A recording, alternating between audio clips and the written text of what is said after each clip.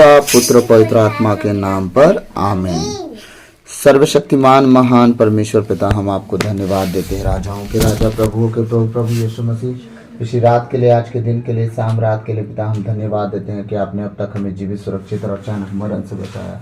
हर प्रिय घटना से, हर दुर्घटना से, हर एक्सीडेंट महामारी से बचाया, उसके लिए धन्यवाद पिता। आज तक जो भी हमसे मन वचन कर्म से अपना कर्तव्य पूरा ना करने से हमसे पाप गुनाह हुआ, उसके लिए हमें क्षमा कीजिए, दया कीजिए, कृपा कीजिए, हमें दंड ना दीजिए, हमारे कर्ज गुनाह अपराध क्षमा कीजिए, ताकि हम आपके कहे अनुसार जीवन जिए, पाप गुनाह से दूर रहें, पवित्रताई और खराई में चल सके, सहयोग बनाइए प्रभु। अपने आप को, अपने इस छोटे से परिवार को, आपके बेटे बेटियों को, जितने ऑनलाइन सुनने वाले हैं, उन सबको प्रभु आपके हाथों में देता हूँ।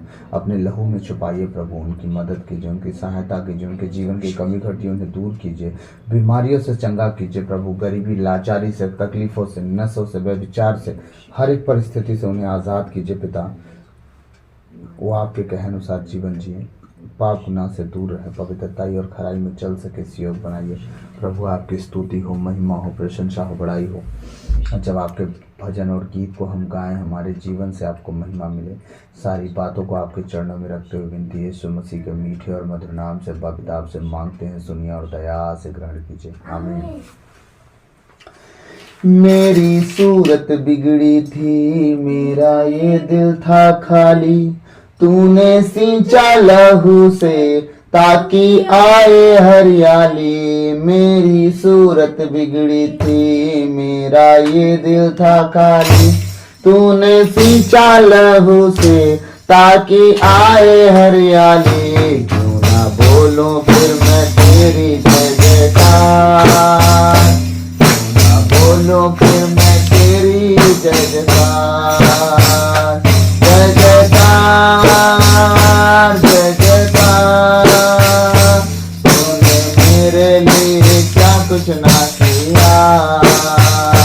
जय जयकार, जय जयकार, तूने मेरे लिए क्या कुछ ना किया।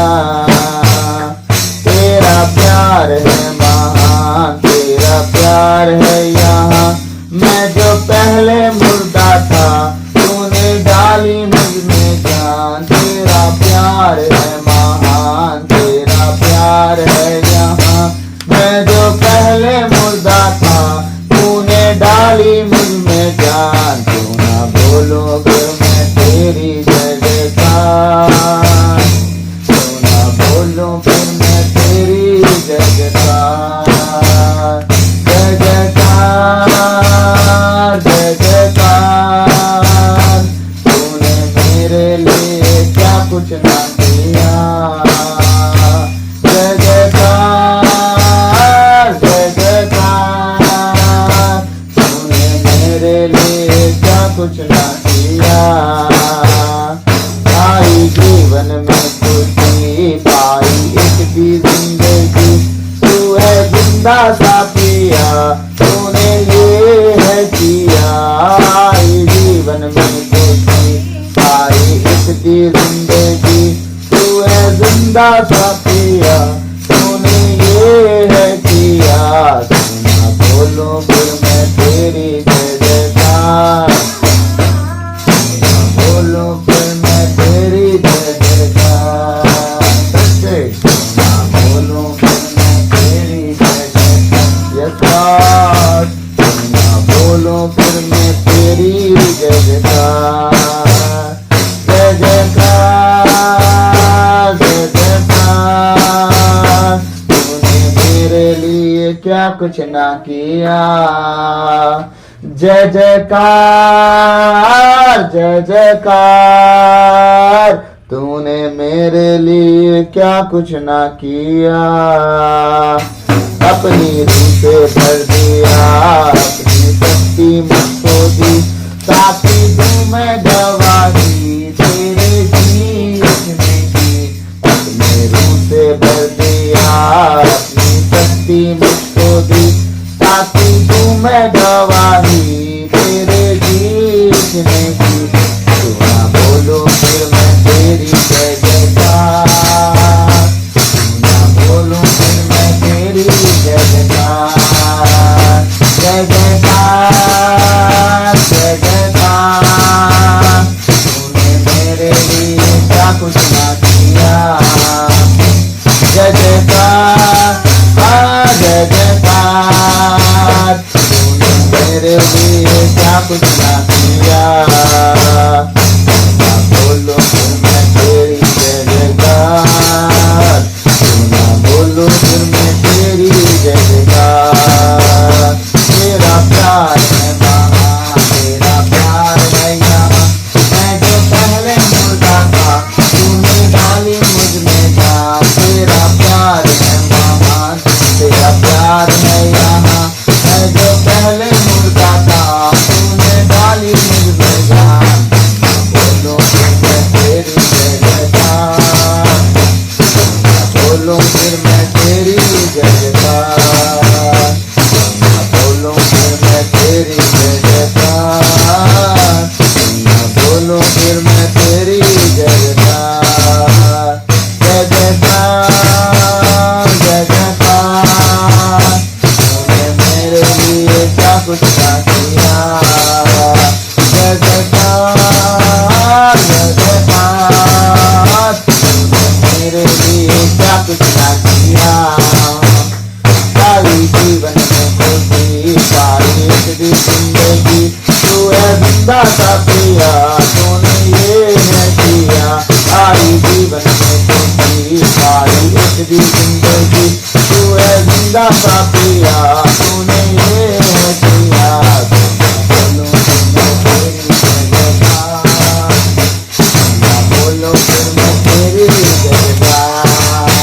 जय जयकार, जय जयकार, तूने मेरे लिए क्या कुछ ना किया। जय जयकार, जय जयकार, तूने मेरे लिए क्या कुछ ना किया। तेरा प्यार है महान, तेरा प्यार है यहाँ। मैं जो पहले मुर्दा था, तूने डाली मुझ में जान। तेरा प्यार है महान, तेरा प्यार है यहाँ। मैं जो पहले मुर्दा था, तूने डाली मुझ में जान। Yes Lord, बोलो फिर मैं तेरी जय जयकार, बोलो फिर मैं तेरी जय जयकार, बोलो फिर मैं तेरी जय जयकार।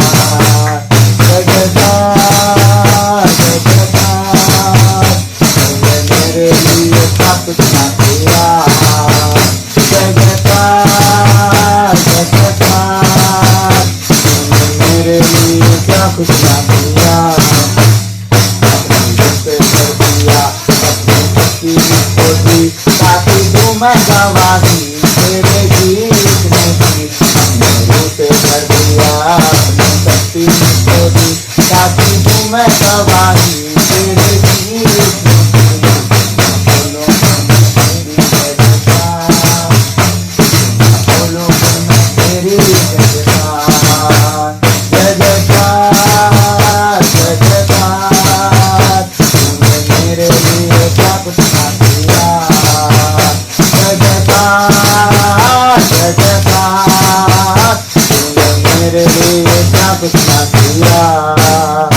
तूने मेरे लिए क्या कुछ ना किया, तूने मेरे लिए क्या कुछ ना किया। धन्यवाद खुदावन, हमारे जीवन को आपने संभाला, बचाया, जीवित रखा, सुरक्षित रखा, उसके लिए लाखों करोड़ों बार धन्यवाद। आपने हमारे लिए सब कुछ किया प्रभु, हमारे लिए हर वो बात, हर वो काम, हर वो चीज किया जो हमारे लिए सही और उत्तम था। हम धन्यवाद धन्यवाद धन्यवाद देते हैं। हम हुजूरी में तेरी आए खुदाया सारे, हम हुजूरी में तेरी आए खुदाया सारे। करके खाली दिल अब हम लाए खुदाया सारे, करके खाली दिल अब हम लाए खुदाया सारे। हम हजूरी में तेरी आए खुदाया सारे।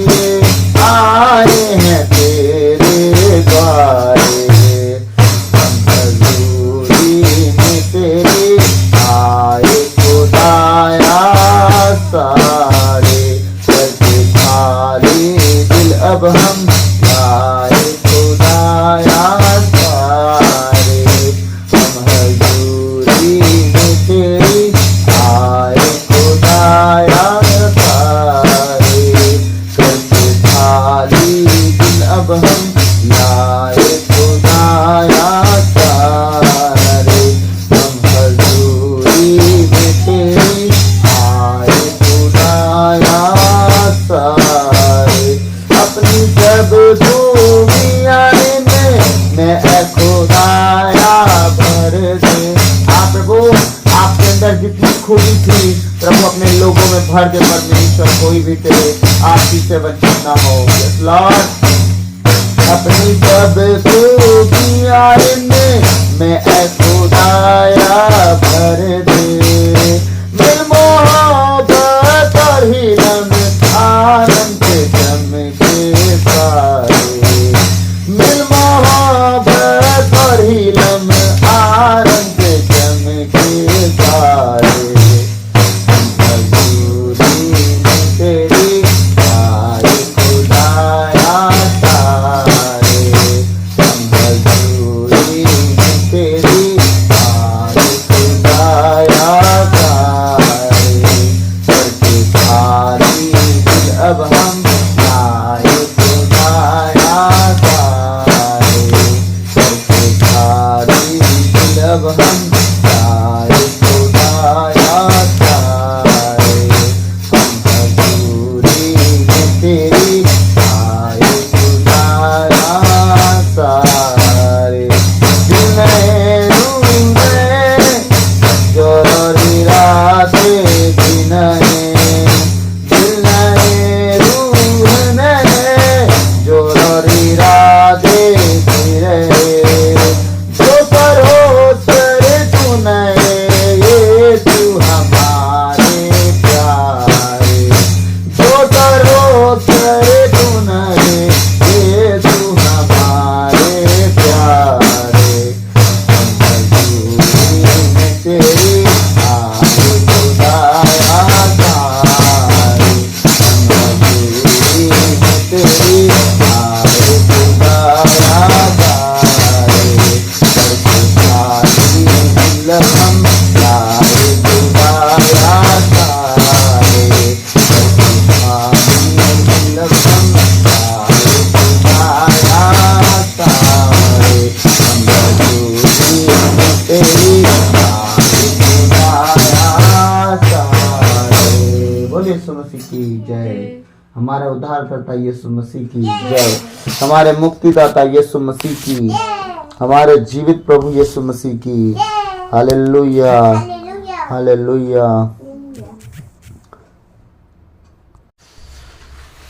धन्यवाद, धन्यवाद, धन्यवाद। हे पिता परमेश्वर, पवित्र आत्मा, प्रभु यीशु मसीह, हम आपकी स्तुति, आराधना, महिमा, प्रशंसा, बड़ाई करते हैं, आपकी जय जयकार करते हैं। प्रभु मेरे मुख पर पहरा बिठाइए, मेरे होठों के द्वार की रखवाली कीजिए। मेरे मन हृदय पर पहरा बिठाइए, मेरे मन हृदय के द्वार की रखवाली कीजिए। प्रभु मेरे जबान को मसा कीजिए, होठों को मसा कीजिए, गले को मसा कीजिए। आज बोलने वाला मैं नहीं वरन आप खुद आत्मा में होकर प्रभु अपने वचनों का भेद हम पर प्रकट करें। आज का एक एक वचन प्रभु मेरी ओर से नहीं, आपके स्वयं की ओर से प्रभु हमारे बीच में हो। आज जो वचन हम पढ़े सुने प्रभु, उस हर एक वचन के अनुसार हम जीवन जीना सीखें, पाप गुनाह से दूर रहें, पवित्रताई और खराई में चल सके योग बनाइए। प्रभु सारी बातों को आपके चरणों में रखते हुए यह विनती नाजरत के यीशु मसीह के मीठे और मधुर नाम से अब्बा पिता हम आपसे मांगते हैं, सुनिए और दया से ग्रहण कीजिए। आमीन। तो आज हम वचन निकालेंगे। हमारा अभी विषय चल रहा है मुंह जबान के ऊपर। हाँ, तो वचन है आज का याकूब का पत्र, संत याकूब का पत्र अध्याय 3 पद संख्या 5 से लेकर 9 तक। संत याकूब का पत्र अध्याय 3 पद संख्या 5 से 9। याकूब की पत्री अध्याय 3 पद संख्या 5 से 9। ये आपको पेज नंबर 357 नया विधान में मिलेगा। आइए हम प्रभु के वचन में जाएंगे। मैं आपके लिए वचन पढ़ूंगा। इसी प्रकार जीभ शरीर का एक छोटा सा अंग है, किंतु वह शक्तिशाली होने का दावा कर सकती है। देखिए, एक छोटी सी चिंगारी कितने विशाल वन में आग लगा सकती है। जीभ भी एक आग है जो हमारे अंगों के बीच हर प्रकार की बुराई का स्रोत है। वह हमारा समस्त शरीर दूषित करती और नरकाग्नि से प्रज्वलित होकर हमारे पूरे जीवन में आग लगा देती है। हर प्रकार के पशु और पक्षी, रेंगने वाले और जलचर जीव जंतु, सब के सब मानव जाति द्वारा वश में किए जा सकते हैं या वश में किए जा चुके हैं, किंतु कोई मनुष्य अपनी जीभ को वश में नहीं कर सकता। वह एक ऐसी बुराई है जो कभी शांत नहीं रहती, प्राण घातक विष से भरी हुई है। हम उससे अपने प्रभु एवं पिता की स्तुति करते हैं और उसी से मनुष्यों को अभिशाप देते हैं जिन्हें ईश्वर ने अपना प्रतिरूप बनाया है। आमीन। प्रभु का वचन हम क्या कहता है, हम आज ध्यान से देखेंगे। हमारी जबान जो है हमें बहुत गिराती है, हमें बहुत गिराती है, हमारी आत्मिकता को ख़त्म कर डालती है और हम जाने जाने में इस जबान की बात में फंसे रहते हैं। आज हम देखेंगे इसके विषय में।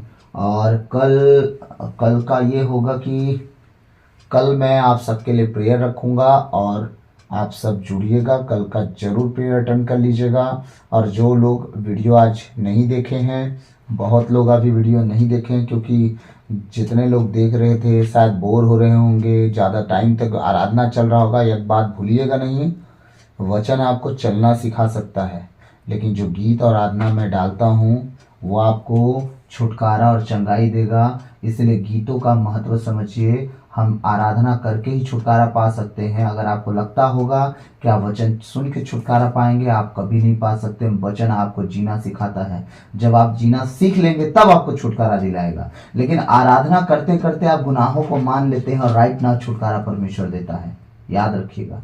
इसलिए मैं आराधना डालता हूँ। अगर आप लोग को लगे कि आराधना आपकी ज़रूरत नहीं है आराधना की, तो मुझे क्या है, मैं तो वीडियो से काट दूंगा आराधना को, आपको वचन दे दूंगा। हाँ, लेकिन मैं जो चाहता हूँ वो आप करो, परमेश्वर के अनुसार आप जीवन जियो। और देखो, आराधना करके परमेश्वर की महिमा करने वाला कभी हारता नहीं है। दाऊद परमेश्वर की महिमा करता था, 66 लड़ाई कभी नहीं हारा और जीतते गए। आप भी जीतोगे यीशु मसीह के नाम से, आमीन। तो आज हम जबान के ऊपर देखेंगे।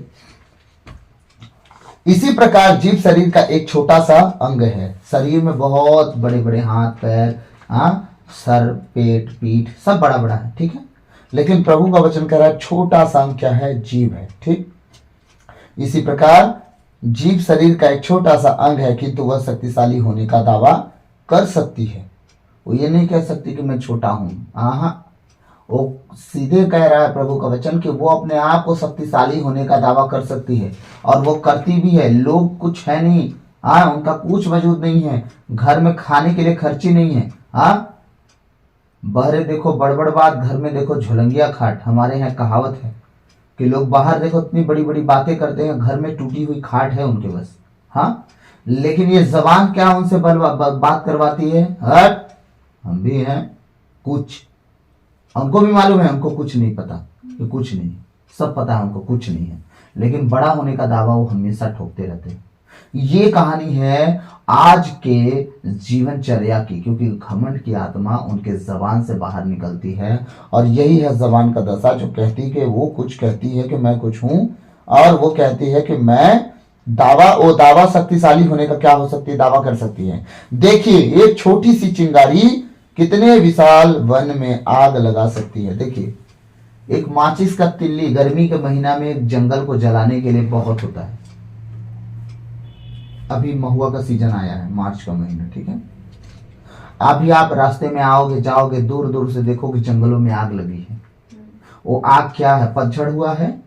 महुआ बिनने के लिए लोग जाते हैं, पेड़ के नीचे आग लगाते हैं, महुआ के चक्कर में पूरा जंगल जला डालते हैं। जितने नए पेड़ पौधा उगने वाले होते हैं वो भी मर जाते हैं। इस आग के चक्कर में कभी कभी भीषण आग लग जाती है, और ये गांव के लोग नहीं समझ पाते कि हमारे चलते बहुत सारी चीजें नुकसान होती हैं। ये सब बातें नहीं जानने के कारण क्या हो जाता है, पूरे जंगल में आग लग जाता है। उसी तरह परमेश्वर का वचन कहता है जबान भी एक चिंगारी की तरह है जो जंगल को आग लगाती है, एक माचिस की तिल्ली, और ये जबान तुम्हारे शरीर को आग लगाती है। कैसे? तुम्हारी बुराइयों के कारण, तुम्हारे गाली बकने के कारण, तुम्हारे चुगली निंदा करने के कारण तुम अपनी ब्लेसिंग खो बैठते हो, और क्या हो जाता है, तुम्हारे शरीर को आग लग जाती है, और वो आग तुम्हें हेल तक ले जा सकती है, नरक तक लेके जा सकती है, और खुदा की आशीष से तुम वंचित हो सकते हो। देखिए, एक छोटी सी चिंगारी कितने विशाल वन में आग लगा सकती है। जीभ भी एक आग है जो हमारे अंगों के बीच हर प्रकार की बुराई का स्रोत है। वह हमारा समस्त शरीर दूषित करती है और नरकाग्नि से प्रज्वलित होकर हमारे पूरे जीवन में आग लगा देती है। वो पूरे हमारे जीवन में आग लगा देती है। किस तरह? नरकाग्नि से प्रज्वलित होकर, नरक की आग से जिस तरह वहां धधकती आग है, उसी तरह ये अपने जीवन को ऐसा उठा के अभी बताइए 100 आदमी खड़े हैं, वीर, वहां जाके आप गाली बकेंगे, किसी एक व्यक्ति को कूटेंगे नहीं? घर के हम सबको कूटेंगे ना। जबान तो मार नहीं खाएगी, कौन खाएगा? मार शरीर खाएगा ना। और पता है 32 पहरेदारों के पीछे बैठती है, 32 पहरेदार हैं, बड़े बड़े खुरपा कुदारा जैसे दांत रहते हैं, 32 पहरेदार हैं, गैता फावड़ा सब। जबान अंदर रहेगी, कोई जबान खींचने का बात करेगा तो पहले दांत काट डालेंगे उनको। हाँ, इसीलिए लोग कहते हैं तुम्हारी जबान खींच लेंगे, क्योंकि जबान ही तो बहुत चलती है ना। हाँ, मार खाता है पूरा शरीर, गलती करती है जुबान।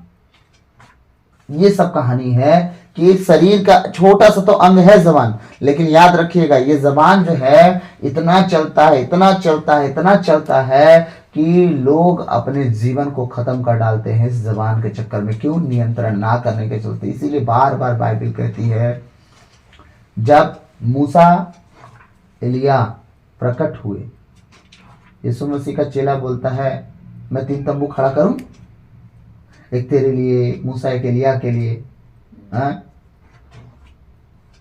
तो परमेश्वर बादलों में आके क्या बोलते हैं, इसकी सुनो।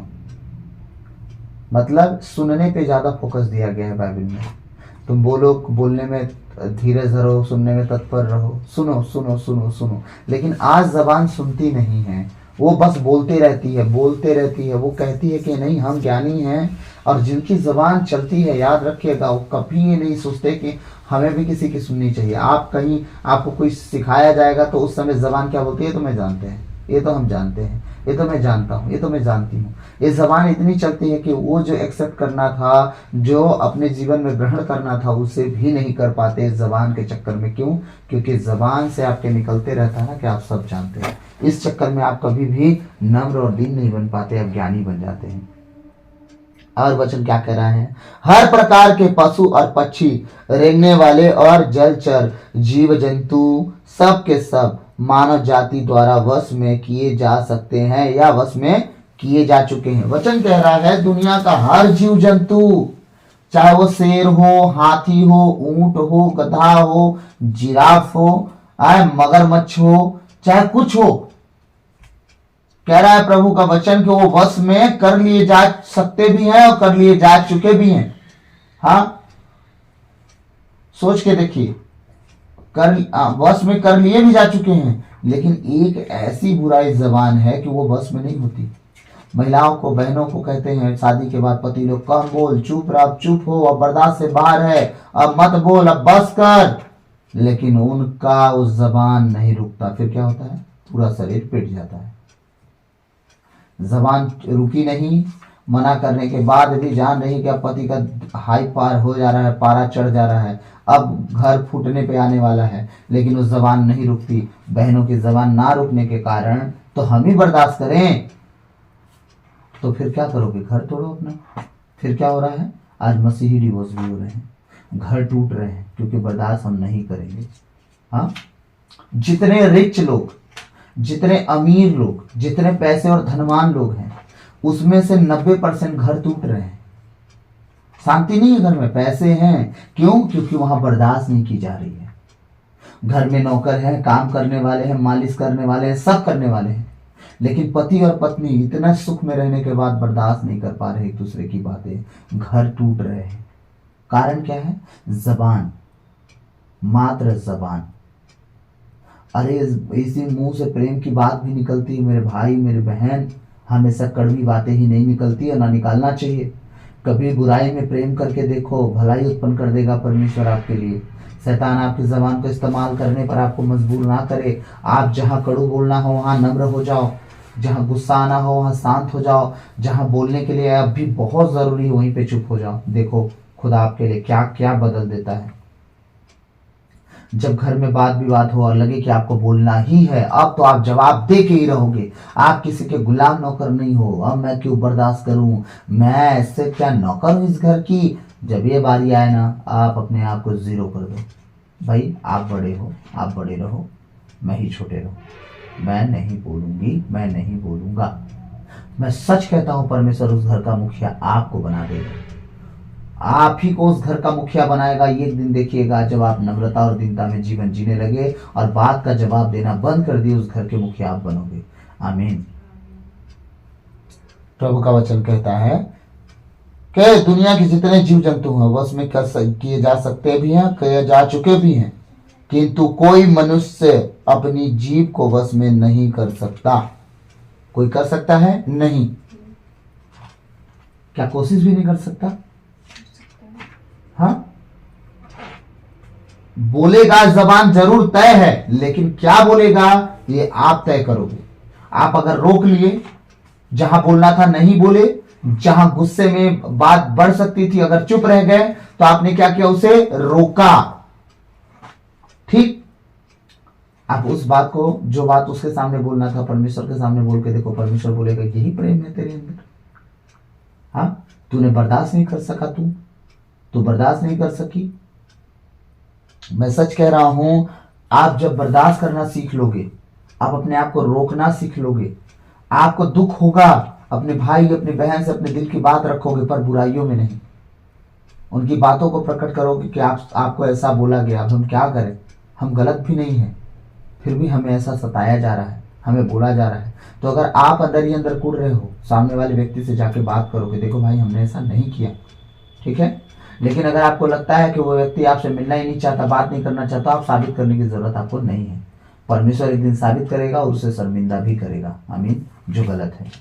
आगे वचन कह रहा है कि तो कोई मनुष्य अपने जीव को वश में नहीं कर सकता। वह एक ऐसी बुराई है जो कभी शांत नहीं रहती और प्राण घातक विष से भरी हुई है। प्राण घातक विष से भरी हुई है। किस तरह?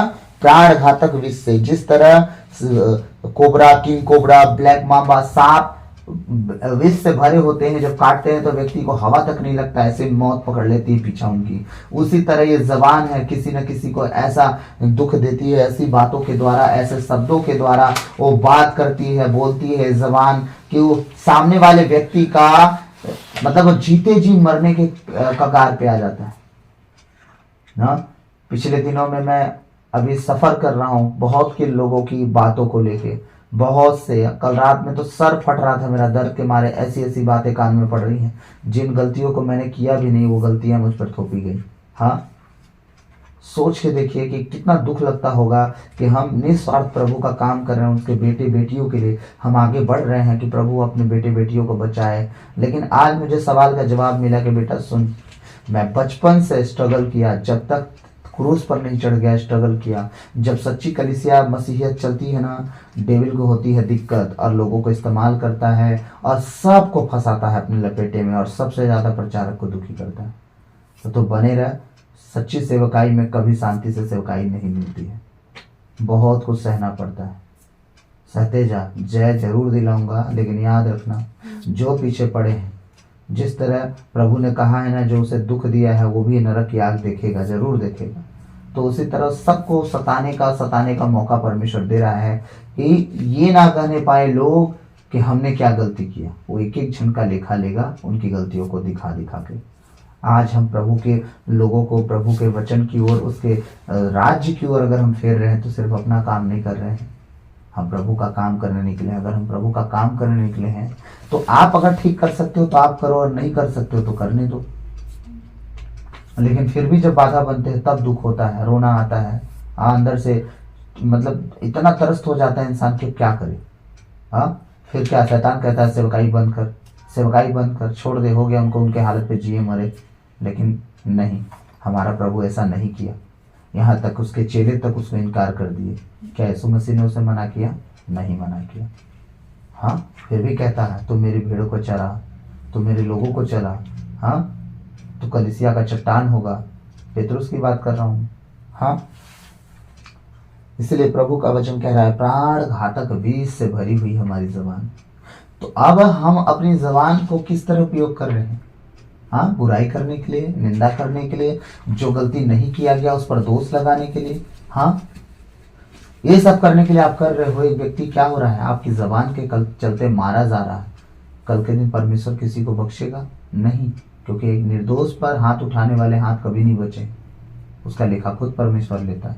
हाँ, आगे वचन कह रहे हैं, 9वां वचन, हम उससे अपने प्रभु एवं पिता की स्तुति करते हैं और उसी से मनुष्यों को अभिशाप देते हैं जिन्हें ईश्वर ने अपना प्रतिरूप बनाया है। कल ये बात कर रहा था ना, हम एक ऐसी जबान को परमेश्वर किस लिए हमें दिया है कि हम परमेश्वर की क्या कर सके, महिमा कर सके, स्तुति कर सके, उसे धन्यवाद दे सके, उसकी प्रशंसा कर सके, उसके किए हुए काम की बड़ाई कर सके। वो जो परमेश्वर ने मिस्र देश से लेके कनान देश तक, जब तक यरीहो की दीवार गिरी उस देश में पहुंचाया, जब तक उन्हें लेके गया, उस सारे भलाइयों के कामों को, हाँ, परमेश्वर की बड़ाई करनी। हाँ, परमेश्वर तूने मिस्र में 10 विपत्तियां ढाई, 11वीं विपत्ति समुद्र में ढाई, लाल समुद्र 2 भाग किया और उनमें मिस्रियों को दफनाया और इजरायलियों को निकाला। तो महान है। तो 40 साल तक खाना खिलाया तो महान है। किसी ने मेहनत नहीं किया तो स्वर्ग से रोटी मन्ना खिलाया, धन्य है तू परमेश्वर। यरीहो की दीवार पे कोई तीर तक नहीं चलाया, तेरे जयकार से गिर गई यरीहो की दीवार। तुम महान है। आप उसके महान कार्यों के लिए, आप बखान करने के लिए जबान दी गई है, और आज आप इंसान को कोसने के लिए जबान को इस्तेमाल कर रहे हो। एक बात बताओ, और वो इंसान कौन है? परमेश्वर की रचना है। वो आदम को परमेश्वर ने अपने हाथों से बनाया और हम सब आदम की संतान हैं। अगर हम संतान हैं परमेश्वर के उस बनावट के, तो हम किसकी बुराई करते हैं, हम किसी बदनामी कर रहे हैं? हम परमेश्वर की रचना की बुराई और बदनामी कर रहे हैं। याद रखिएगा, तो परमेश्वर की रचना की बुराई और बदनामी करने वाला व्यक्ति कैसे परमेश्वर की नजर में निर्दोष ठहराया जाएगा? आप चाहे मुर्दा जिला लो, चाहे अंधा दिखा लो, चाहे जन्म से गूंगा बुला लो, अगर आपके अंदर परमेश्वर का प्रेम नहीं है और परमेश्वर को आप नहीं जानते और परमेश्वर के कहे अनुसार नहीं चलते, और आप बुराइयों में लोगों को निराशा देने में और उनको नीचा दिखाने में, उन्हें बुरा भला कहने में अगर आप समय गंवा रहे हो, तो याद रखना परमेश्वर एक बात कहने वाला है, हु आर यू। बस एक ही बात कहने वाला, तुम हो कौन? स्वर्ग राज में जब आप जाओगे तो कहोगे ना, हमने तेरे नाम से मुर्दे जिलाए, लंगड़े दिखा चलाए, अंधे दिखाए, गूंगे बुलाए। उसे कहेगा तो वो तो मेरे नाम से हुआ, तुम कौन हो? उस दिन फिर कुछ काम नहीं आएगा, ना आपका प्रचार, ना आपकी शिक्षा, ना आपकी भविष्यवाणियां, ना आपका ऊंचा ऊंचा पद, ना आपका वो पोस्ट, ना आपका वो मसीहियत, कुछ काम में नहीं आएंगे। इसीलिए याद रखिएगा, आप ईसाई कहलाते हो और आप धर्म की शिक्षा दे रहे हो, इसका मतलब ये नहीं कि खुदा आपको स्वर्ग राज दे देगा। वो आपके आचरण से आपको, आपके स्वभाव से आपको, आपके जीवन से आपको परखेगा और क्या कहेगा कि हाँ, ये मेरे बेटे और ये मेरी बेटी है। आमीन। तो प्रभु आज के इन वचनों के द्वारा हम सबको आशीष दे। मैं विश्वास करता हूँ कि आज से आप अनावश्यक बातें नहीं करेंगे। तुम्हारी बातें हाँ की हाँ और नहीं की नहीं हो। ज़्यादा बातें बुराई उत्पन्न करती है। आप लोगों से कम मेलजोल रखिए, आप बुराइयाँ कम करेंगे। सबसे मूल बात बता रहा हूँ, जितना ज़्यादा लोगों के टच में, संपर्क में रहेंगे, आपसे ज़्यादा बातें होंगी और आप देखते ही देखते एक दूसरे की बुराई शुरू कर दोगे और उस बुराई में आप इन्वॉल्व हो जाओगे, आपको पता भी नहीं चलेगा। और एक बात और कि कल के दिन उस बुराई के कारण आपकी आत्मिकता खत्म होगी, आपकी आशीष से आपकी बरकत खत्म होगी और आप ना आशीष पा सकते हो, ना अभिषेक पा सकते हो। आप सिर्फ और सिर्फ गिरते जाओगे, गिरते जाओगे। आपके विरोध में इतनी बातें उठने लगेंगी कि आप खुद कहोगे प्रभु से, हमने तो कोई गलती नहीं की। आप जाने अनजाने में लोगों से इन्वॉल्व हो रहे हो, ये गलती आपकी। जहां आपको नहीं बात करना था वहां आप बात कर रहे हो, ये गलती आपकी है। जहां आपको नहीं बोलना था आप वहां बोल रहे हो, ये गलती आपकी है। जहां आपको चुप रहना था वहां जबरदस्ती का ज्ञान दे रहे हो, ये गलती आपकी है। जहां लोगों के साथ उठना बैठना नहीं था वहां जाके आप उठ बैठ रहे हो, ये गलती आपकी है। पौलुस बार बार कहते हैं कि ऐसे ऐसे लोगों से जो प्रभु के नहीं है और संगति में नहीं रहते, अच्छी संगति में नहीं रहते, प्रभु के वचन में नहीं रहते, उनके साथ उठना बैठना कभी मत करना, तुम्हें लपेट लेंगे अपनी बुराइयों में। इसलिए प्रभु के लोग हैं आप, तो अपने लोगों से, उन लोगों से, बुराई करने वालों से जो मसीह संगति में नहीं, सच्चे ज्ञान प्रवृत्ता में नहीं चल रहे हैं, वचन में नहीं चल रहे, आराधना भजन में नहीं चल रहे हैं, सच्ची संगति में नहीं चल रहे हैं, उनसे दूर रहिए। आप कुछ नहीं कर सकते साबित करके, अरे हमारे मित्र हैं, हमारे घर परिवार के लोग हैं। आप याद रखना, अकेले मरोगे और अकेले स्वर्ग जाओगे, अकेले, बस अकेले, कोई साथ में नहीं जाने वाला। और आपके हाथ पैर में चोट लग जाएगी, 4 दिन भी कोई झांकने नहीं आएगा। एक दिन पूछ लेंगे क्या हुआ, दोबारा कोई नहीं झांकेगा कि भाई तेरे घर का खर्चा कैसे चलेगा। ये कहानी है हमारे संसार की। लिए क्या कहेंगे लोग, सबसे बड़ा रोग, चुपचाप अपने घर में शांति से रहो और अपने प्रभु के साथ संगति बनाओ, उससे रिश्ता बनाओ, वचन को पढ़ो, उससे बात करो, उससे कहो कि हाँ प्रभु अब तू मेरा मित्र है, तू मेरा संगी है, तेरे साथ जीना, तेरे साथ मरना, तू ही है जो स्वर्ग राज दे सकता है। दुनिया हमें लपेटेगी, गिराएगी, जिस तरह अपने ठोकर खा रही हमें भी गिराएगी। इसीलिए प्रभु के साथ बने रहें, उसके वचनों में बने रहें, लोगों से कम मिले, कम जुले। देखिए आप आशीष का कारण बनेंगे और बहुतायत के आशीष का कारण बनेंगे। आप बचेंगे, आपका घराना भी बचाया जाएगा। आमीन। तो आइए हम अंतिम प्रार्थना में जाएंगे। मैं आप लोगों के लिए दुआ करूंगा।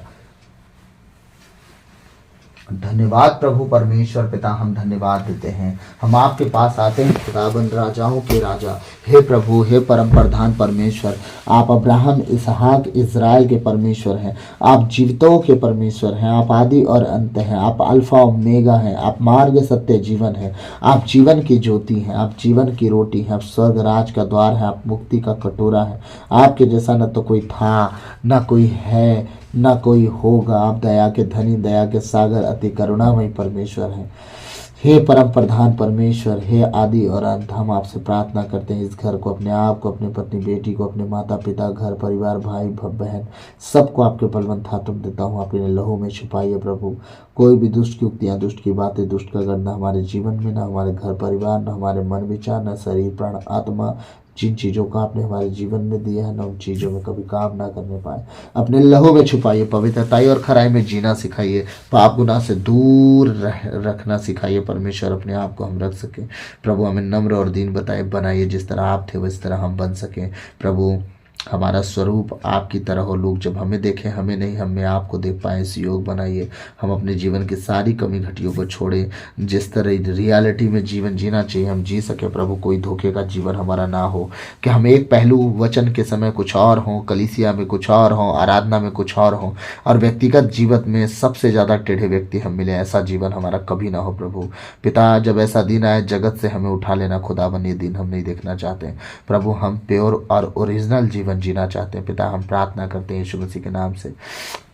जितने आज ऑनलाइन सुनने वाले हों प्रभु, उनके जीवन के लिए, उनके शरीर प्राण आत्मा मन विचार के लिए, उनके घर परिवार के लिए, उनके हृदय प्राण आत्मा के लिए प्रभु मैं प्रार्थना करता हूँ वो बचें, उनका घराना बचाया जाए यीशु मसीह के नाम से पिता। मैं विश्वास करता हूँ पाप की आत्मा, शैतानी ताकतें यीशु मसीह के नाम से इनके जीवन, घर परिवार, मन विचार से निकले, और ये परमेश्वर तेरी सामर्थ की आत्मा को इंटर करे और रिलीज कर परमेश्वर, ताकि वो ग्रहण करें, उसके अनुसार जीवन जिए, इस योग बना प्रभु। मैं प्रार्थना करता हूँ तेरे उन बेटे बेटियों ने जिसे तूने मुझे दिया प्रभु, जिनके परमेश्वर तूने मुझे अगुआ बनाया पिता। मैं प्रार्थना करता हूँ बेटे बेटियों के लिए प्रभु। तूने कहा है आत्मा की तलवार और ढाल और झीलम और मुकुट और सुसमाचार की जूती तूने दिया, लेकिन पीठ के लिए तूने कुछ नहीं दिया प्रभु। मैं प्रार्थना करता हूँ सदा मुझे पीठ के लिए कवच बनाना, ताकि इन्हें मैं आगे बढ़ाता जाऊँ, ये कभी शैतान को पीठ ना दिखाएं, और पीठ के पीछे से मैं इन्हें प्रेस करता रहूँ, आगे बढ़ाता रहूँ तेरे नाम में प्रभु,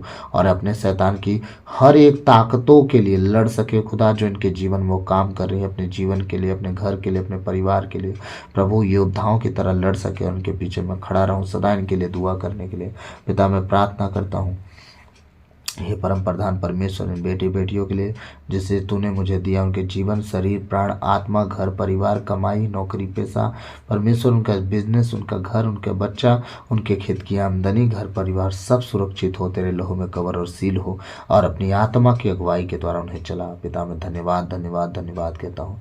सारी बातों को तेरे चरणों में रखते हुए विनती नाजरत के यीशु मसीह के मीठे और मधुर नाम से बाप आपसे मांगता हूँ, सुनिए और दया से ग्रहण कीजिए। आमीन। धन्यवाद धन्यवाद धन्यवाद। हे पिता परमेश्वर, पवित्र आत्मा, प्रभु यीशु मसीह, हम आपकी स्तुति, आराधना, महिमा, प्रशंसा, बड़ाई करते हैं। पिता आपकी जय जयकार करते हैं। प्रभु धन्यवाद धन्यवाद धन्यवाद धन्यवाद धन्यवाद धन्यवाद धन्यवाद। Hallelujah hallelujah hallelujah. प्रभु आपकी तारीफ हो तारीफ हो तारीफ हो तारीफ हो तारीफ हो तारीफ हो तारीफ हो। धन्यवाद धन्यवाद धन्यवाद धन्यवाद धन्यवाद। पवित्र आत्मा, प्रभु यीशु मसीह, आपकी स्तुति, आपकी महिमा, प्रशंसा, बड़ाई हो।